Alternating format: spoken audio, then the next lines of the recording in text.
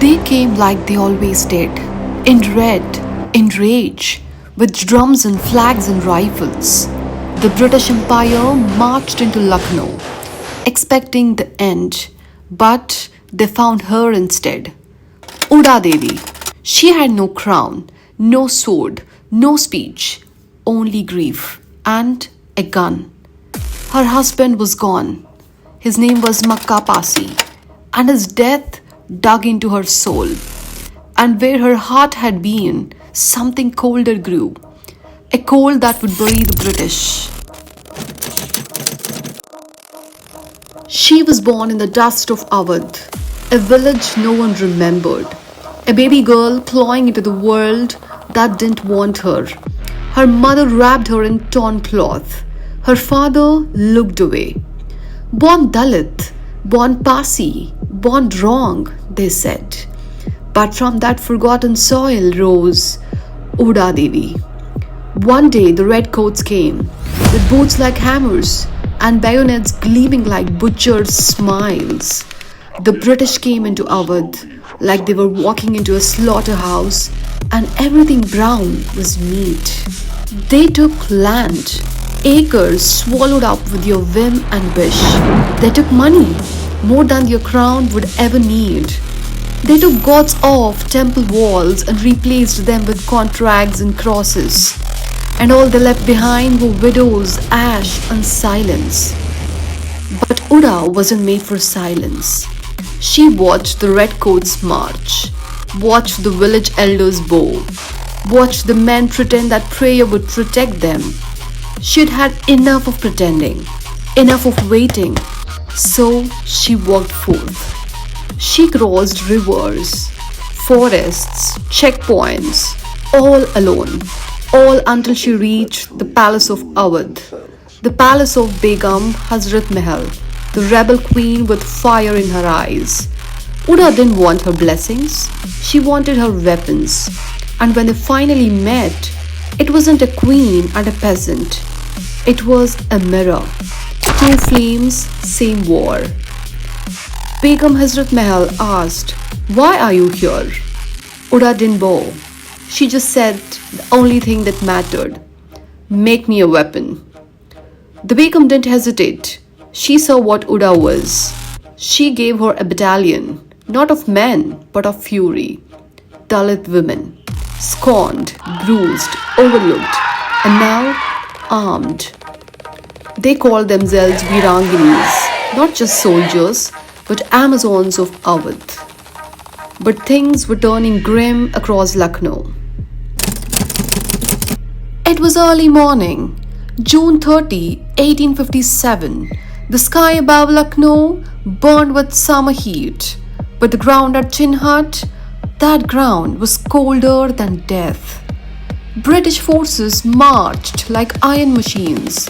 600 men, Highlanders, gunners, cavalry, led by Sir Henry Lawrence himself. They thought they would squash a few rebels and be home by tea.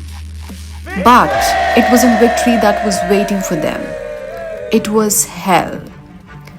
The moment British marched into Ismail Ganj, the rebels charged like a storm with no center. From the flanks, from the trees, from the mud, rebels roared and unleashed hell upon the army. And among the rebels stood a man, Makka Pasi, a toddy taper, an outcast, now a warrior. And he was Uda Devi's beloved husband. Him and his army descended upon the British like a nightmare. The British scattered. They scattered easily and they ran for their life. The British lost that day. Outmaneuvered, outgunned, outwilled, Lawrence barely escaped alive.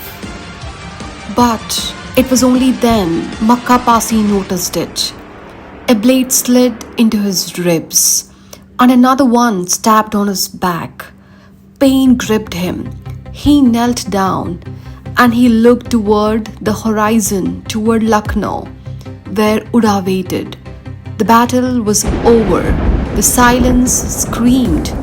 Gunpowder still clung to the air, and into that air, thick with blood and burnt skin, she came alone.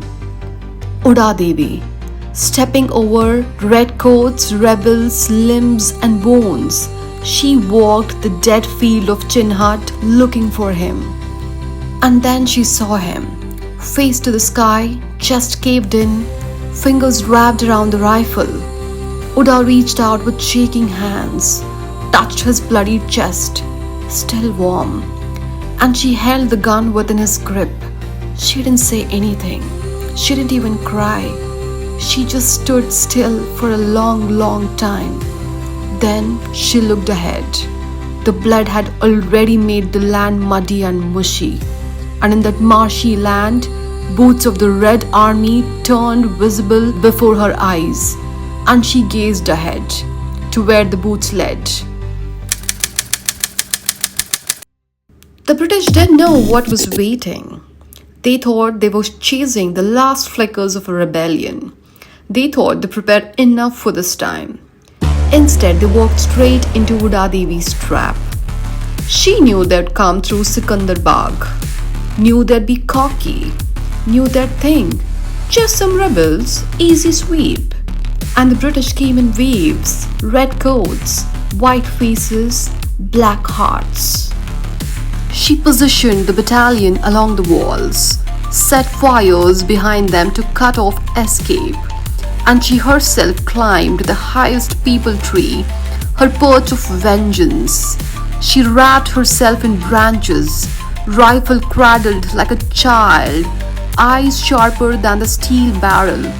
Below her, the British swarmed, brave on paper, loud in boots, blind in spirit. They didn't look up. They never looked up. That was your first mistake. The rebels fought tooth and nail. Hand in hand clashed. Steel met skin.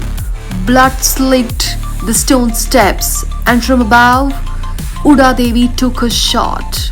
The first shot dropped a man mid-step.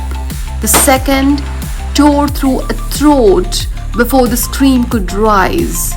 By the sixth, they were yelling. By the 12th, they were praying. By the 30th, they were bleeding on each other's boots, confused and angry and afraid. And one by one, British soldiers fell with bullets in their throats, in their skulls, in their hearts. After the smoke cleared, British officers walked the blood-soaked field. And something felt wrong. Too many shots fired from above. Too many corpses with wounds that came from heaven's angle. Steep, precise, deadly. British men stood reasoning, and this time they looked up. And that's when they saw it. A peepal tree. Old, tall, still smouldering.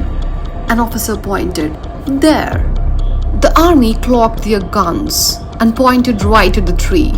Uda Devi fired her gun once more. The bullet pierced the soldier's gaze, but the flare from the treetop was enough for the British. They opened fire, round after round, and one bullet found its way. The bullet hit. She bled. She fell.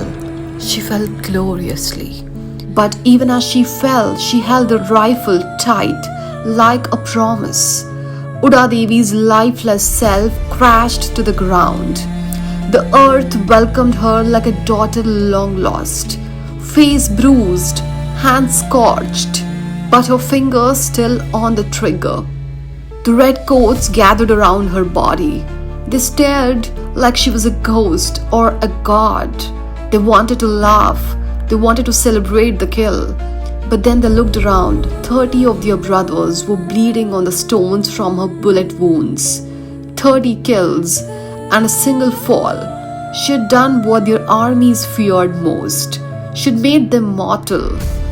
The British buried her body along with others and wrote her off as one of the dead. A rebel, a woman, a mistake. But in the shadows of Sikandar Bagh, her name refused to die even today. She was called a lowborn in life, but in war, she was a warrior, a true goddess of death.